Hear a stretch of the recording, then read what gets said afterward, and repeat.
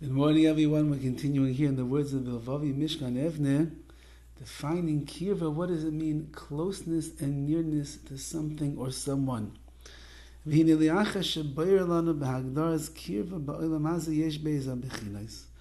we describe that when it comes to this world, the concept of kirva being close, there's two different bechinos, two different types of ways to understand it. Habchanas kirvas hamakom. Habechinas kirvas hamakom. Number one is closeness in physical space, and secondly, kirvas mishpacha hamelida kirva nafshis v'iskashus. Then there is the closeness of the family that allows for a kirvas nafshis v'iskashus, a spiritual connection to develop between two people. Let's continue on this path and understand.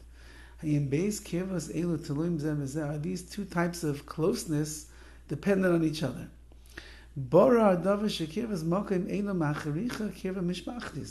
It's clear to understand that the closeness that one has to someone in physical space doesn't necessitate that it's a closeness of mishpacha, a family or dear friends.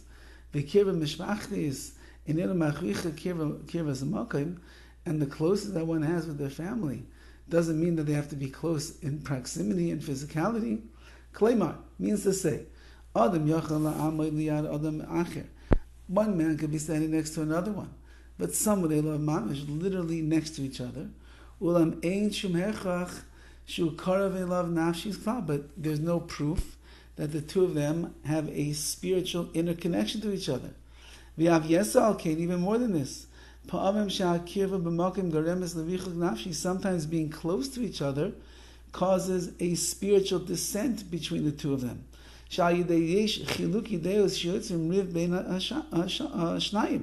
Because these two people have difference of opinions, and they have a different outlook on life and interest and so on and so forth. It's sometimes being close to one another causes that they argue and they fight.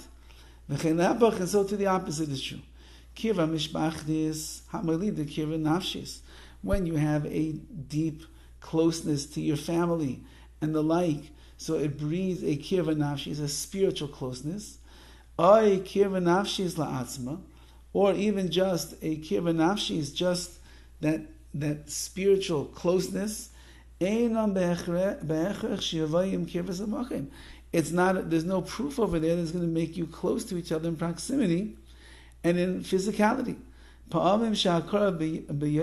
Sometimes the people that you are closest to, a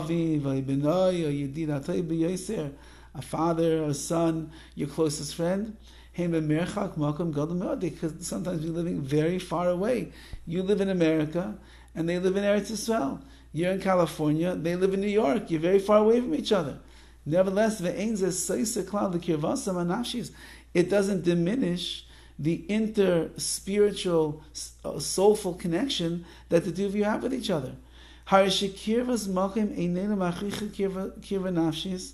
The physical closeness does not facilitate or demand that there should be a spiritual, soulful connection. Nor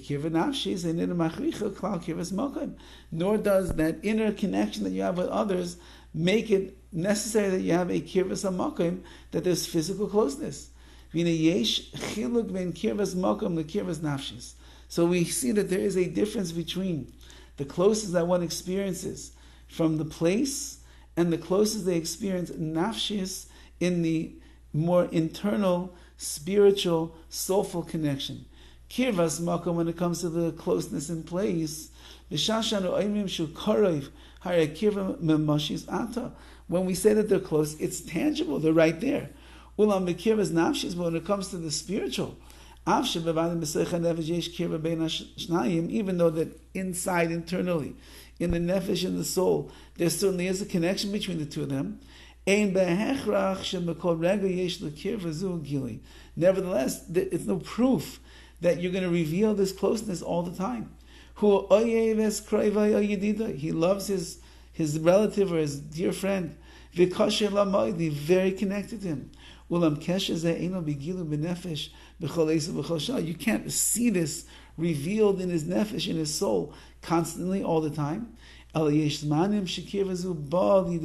are some times that this kirva, this closeness, reveals itself. Like when you go to happy occasions, chasanas and vorts and brisim, suddenly, wow, we feel so close to this person, we feel so happy for them. Or the opposite, God forbid, times of mourning and sadness. Also see the deep interconnection between two people. Because during